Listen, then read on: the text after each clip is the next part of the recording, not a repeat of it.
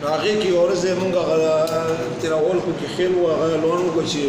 لون شو ناگل خو ناگل رود باگ رسیلا برا بکنی گیا من دو بکنی گیا جنو زاو نمال آخر آقل داغا ممندانو که خوشی بولی ده چی شعوه خدای راستی که خمونگا پده پوشو ما جزا خدای راستی که بخبلا پی پوشو ما چی شعوه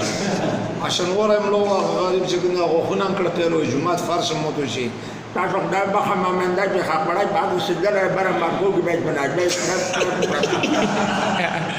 نو هغه بیا مو ته وویل مو چې د سبزو پېښورو چې به لکه پستا و داسې یو پېښوری م روولو تاسو د مخه هیوي بیا د بیا مګ د جمعخان کلي سره د اخبار داسې کوز تللی دی نو په دې ځای کې یو کوچی و هغه ته یې وویل سیلاړ به سیدې مونږ خولنې ناصرو کې واده دي الدین خیلو کې زبار خیلو کې واده دي هلته کې هغه ګمرار ته یې میږې بوتلي دي څه هغه نران ته لاړ دي او بیا به زنګ ووهي هغې ته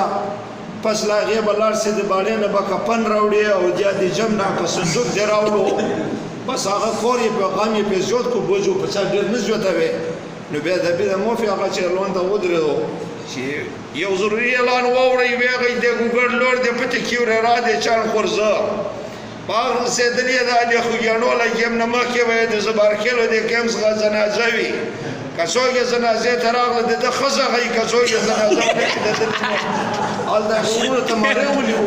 دا غب هغه لانجه هغه چې نه زه بیا ومارغه یم چې هلته لاړ شو دلته زنګ ووه تلیفون وکړه نو ډېره مننه